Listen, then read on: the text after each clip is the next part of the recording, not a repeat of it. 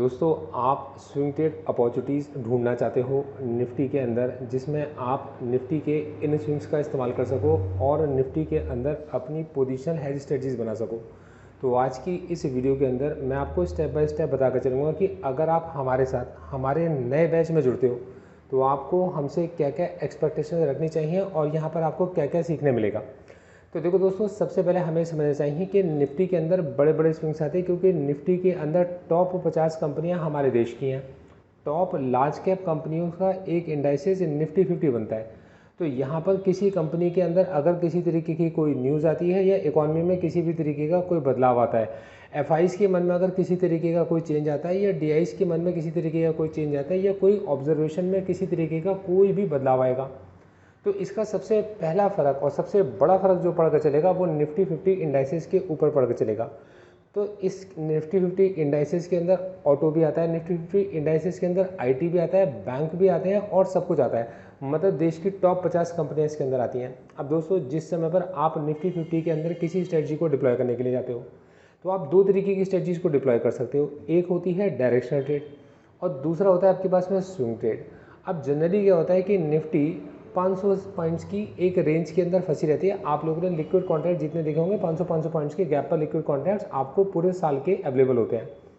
तो हम भी आपको मंथली या क्वार्टरली या ईयरली कॉन्ट्रैक्ट्स का की रिकमेंडेशन से शेयर करके चलते हैं कि इस समय पर अगर हम कोई मंथली पोजीशन बना सकते हैं किस रेंज के अंदर। जैसे कि अगर हम किसी रेंज के बॉटम पर हैं और वहाँ से अगर हमारा व्यू बुलिश है तो हम लोगों ने एक रेंज को सेटिस्फाई करते हुए, एक रेंज को ट्रेड करते हुए मार्केट के अंदर एक बुलिश पोजीशन को ओपन किया।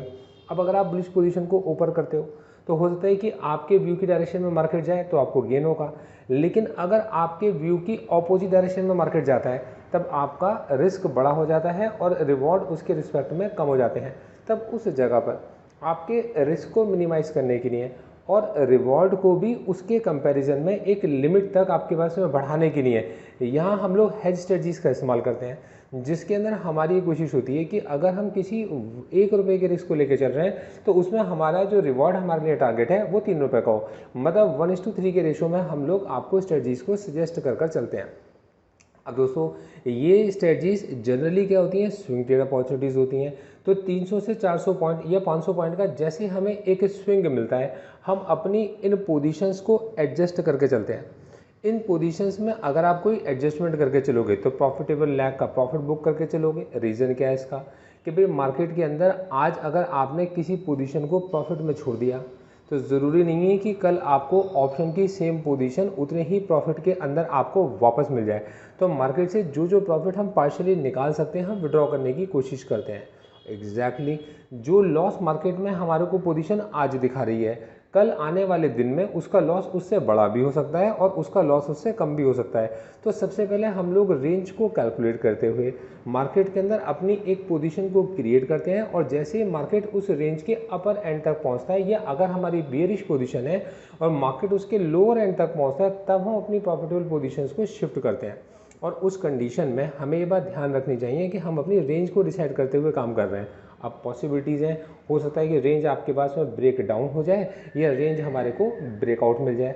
अब उस कंडीशन में हमें समझना पड़ता है कि ये कुछ समय के लिए हुआ या मार्केट का ट्रेंड चेंज हो गया है। अब अगर मार्केट का ट्रेंड ही बदल गया है तब उस जगह पर आपको स्विंग ट्रेड अपॉर्चुनिटीज से शिफ्ट होते हुए जो एडजस्टमेंट करनी पड़ती हैं वो करनी पड़ती हैं आपको डायरेक्शनल ट्रेड वाली। तो जब कभी भी आप डायरेक्शनल ट्रेड वाली एडजस्टमेंट करते हो तो इनको कहते हैं शॉर्ट कवरिंग की स्ट्रेटजीज। क्योंकि देखिए, अगर आपके इसमें अपसाइड या डाउन साइड अगर आपके पुट राइटर भागेंगे या आपके कॉल राइटर्स भागेंगे तो ये कहलाएगी शॉर्ट कवरिंग स्ट्रेटजीज। और मार्केट ने अगर अपना ट्रेंड चेंज कर लिया तो कहलाएंगी रिवर्सल स्ट्रेटजीज। तब हमें मार्केट के अंदर रिवर्सल स्ट्रेटजीज को अप्लाई करना पड़ता है या शॉर्ट कवरिंग स्ट्रेटजीज को अप्लाई करना पड़ता है। अब इन जगहों पर जब कभी आप रिवर्सल स्ट्रेटजीज में जाते हो या आप शॉर्ट कवरिंग स्ट्रेटजीज की तरफ जाते हो तब उस जगह पर आपको एक्टिव रहना पड़ता है और आपको स्टॉप लॉसेस का पालन करना पड़ता है। यहाँ आप स्टॉप लॉस लेके चलते हो। जब आप हेज स्ट्रेटजीज के अंदर होते हो, मार्केट एक रेंज के अंदर ट्रेड कर रहा है और आपका टारगेट मैक्सिमम प्रीमियम ईट करना है एक डेफिनेट टाइम के अंदर या मार्केट के स्विंग्स का इस्तेमाल करना है, तब आपको उस जगह पर आपका लॉस डिफाइंड होता है और आप उसी रेंज के अंदर बैठे रह सकते हो।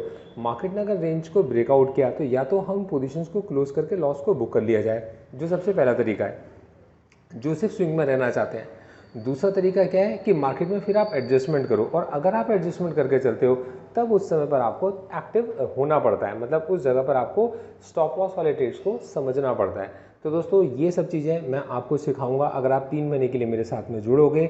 मैं आपको प्रैक्टिकल ट्रेनिंग दे के चल रहा हूँ, मतलब मैं आपको लाइव मार्केट के अंदर आपको बता रहा हूँ कि इस जगह पर इस पर्टिकुलर पोजीशन को ओपन किया जा सकता है। ये जिस रिकमेंडेशन मैं आपको शेयर करके दे रहा हूँ ये आपके पास में आपकी गूगल शीट पर अपडेट होगी।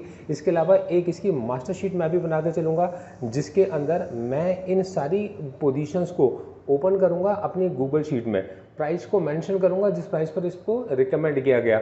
और दोस्तों उसके बाद आप इस मास्टर शीट के साथ अपनी शीट को भी कंपेयर करके चलोगे, बना कर चलोगे, और किसी तरीके का अगर आपका कोई भी डाउट होता है तो आप डे एंड पे मुझसे डिस्कस कर सकते हो, या फिर आपके पास सैटरडे और संडे जब भी आपके पास वक्त होता है एक हम लोग टाइम फिक्स करके उसको डिस्कस कर सकते हैं। तो मैं उम्मीद करता हूँ कि आप लोगों को जिस तरीके के डाउट थे, जो क्वेश्चन आप लोगों ने मुझसे पूछे थे स्विंग ट्रेड अपॉर्चुनिटीज़ के रिलेटेड, ये आपको क्लियर हो रहे होंगे। अब अगली चीज़ पर आते हैं, इसमें हमारी कैपिटल की रिक्वायरमेंट कितनी होती है। तो दोस्तों इसके अंदर आपकी कोई भी पोजीशन 1.5 से 2 लाख के अंदर बन जाती है अगर आप कोई पूरी हेज स्ट्रेटजीज अपनी 3 महीने की बनाकर चल रहे हो। लेकिन इन 3 मंथ्स के अंदर मार्केट में बड़े स्विंग्स भी आ सकते हैं, तो हमें ये भी कंसिडर करके चलना चाहिए कि जिस समय पर मार्केट में कोई बड़ा स्विंग आता है और हमारी कोई एक पोजीशन प्रॉफिटेबल है लेकिन उसके अगेंस्ट में जो लॉस मेकिंग पोजीशन है, हमारा एक्सचेंज हमारे मार्जिन बढ़ा देता है, तब उस जगह पर हम ये रिकमेंड करके चलते हैं कि आप जब कभी हेज स्ट्रेटजीज के अंदर जाओ तो आपकी एक शीट को मेंटेन करने के लिए, मतलब एक शीट को मैनेज करने के लिए, एक पोजीशन को बनाए रखने के लिए आप में 5 लाख रुपए की कैपिटल होनी चाहिए, जिससे कि मार्केट के स्विंग्स में आप लोगों का ब्रोकर आपको मार्केट से आउट ना कर दे। तो दोस्तों हमारी कैपिटल 5 लाख होनी चाहिए। अब उसमें हम लोग कितने रिवॉर्ड को टारगेट कर रहे हैं, हमारा क्या गेन इसके अंदर हो सकता है। तो देखो दोस्तों मैं सबसे पहले आपको बताता हूँ कि मैं एक सेबी रजिस्टर्ड रिसर्च एनालिस्ट हूँ। सबसे पहले तो ये कंप्लायंस के अंदर आता है कि हम आपसे कभी रिवॉर्ड्स के बारे में बात ना करें। दूसरी चीज़, मैं एक एथिकल वे में भी आपको बताना चाहता हूँ कि जब आप ऑप्शंस को ट्रेड करने के लिए जा रहे हो तो ऑब्वियस सी बात है कि आपके दिमाग में ये रिस्क पता है कि मार्केट में कितना भी बड़े से बड़ा नुकसान हो सकता है। तो हम उस जगह पर जो आपके साथ शेयर करके चलते हैं कि मैक्सिमम कितना नुकसान हो सकता है। तो दोस्तों आपके पास में हम ये मान के चल रहे हैं कि आपने एक शीट को बनाया और उस शीट के लिए आपने 5 लाख रुपए की कैपिटल को डिप्लॉय कर दिया। अब हम आपको जो भी स्ट्रेटजी सजेस्ट करेंगे वो कैसी भी वर्स्ट से वर्स्ट सिचुएशन में 5 लाख रुपए के 12% से लेकर 15% तक, आप ये मान के चलिए 12% से लेकर 15% तक हम उसके अंदर मैक्सिमम रिस्क लेके चलते हैं। और उसके बाद अगर ये रिस्क हमारा बढ़ रहा था तो हम पोजीशन को क्लोज करा देते हैं कि अब आप इन पोजीशन को क्लोज करिए, यहाँ से बाहर निकल जाइए। तो दोस्तों कितना नुकसान मैक्सिमम हो सकता है, 60,000 रुपये, 75,000 रुपये मैक्सिमम, हायर साइड में आप इसको लेके चलिए। जैसे ही नुकसान अगर आपके पास में आपकी शीट पर आपको दिखता है, ये आपकी पोजीशंस में आपको दिखता है, आप हमें अपडेट करते हो और आप इन पोजीशन को एडजस्ट करते हो या आप इन पोजीशंस को आप क्लोज कर देते हो, ये सब आपके साथ में रहता है। तो मैं उम्मीद करके चलता हूँ। अब इसके अंदर एक लास्ट क्वेश्चन आपका रहता है कि मेरी फीस क्या होगी, मैं आपसे फीस क्या चार्ज करूँगा। तो देखो दोस्तों वैसे मैं इसकी फ़ीस तो आपके पास में काफ़ी बड़ी रखना चाहता था, लेकिन मतलब मैंने अभी क्योंकि इसमें बहुत एक्टिव रहना पड़ता है, सुबह से लेकर शाम तक इसको समझते रहो और एक एक क्लाइंट को इंडिविजुअल रिकमेंडेशन देने के बाद में उसकी इंडिविजुअल शीट्स को मैनेज समझो और फिर उसके बाद में मतलब उसकी उस शीट को देखते हुए अपनी शीट के साथ में कंपैरिजन करो और जब कभी उसके डिस्कशन हो तो उसको सब कुछ बताकर भी चलो। तो मैं यहाँ पर अभी आपसे जो फीस चार्ज कर रहा हूँ अभी के लिए, मतलब जो फीस है मेरी, ये अभी मैं आपको बता के चल रहा हूँ। आज मैं 15 नवंबर 2024 को वीडियो शूट कर रहा हूँ और मतलब ये अभी जो 3 महीने की फ़ीस मैंने अभी रखी है आपके पास है वो 21,000 प्लस जीएसटी फीस है जो मैंने चार्ज की, मतलब अप्रॉक्सीमेटली आपको 7,000 रुपये महीना प्लस जीएसटी आपको पड़ती है। लेकिन जो हमारे नेक्स्ट बैचेस बनेंगे उनके अंदर मैं इसको थोड़ा सा बढ़ाने के पक्ष में हूँ, तो मतलब वो भी मैं आपको बता कर चलूँगा। लेकिन अभी की नहीं फीस मेरी ये है, तो अगर आप अभी मेरे को ज्वाइन करना चाहते हो तो आप मुझे कॉल कर सकते हो, आप मुझे व्हाट्सएप कर सकते हो और बहुत कुछ आपको सीखने को मिलेगा। इस उम्मीद के साथ आप मुझे ज्वाइन कर सकते हो। Thank you so much, all the best. Investment in securities market are subject to market risk. Read all the related documents carefully before investing. Read all disclaimers on my website gauravsir.in. Registration granted by SEBI, membership of BSL in case of investment advisors, and certification from NISM in no way guarantee performance of the intermediary or provide any assurance of returns to investors. Thank you so much. All the best.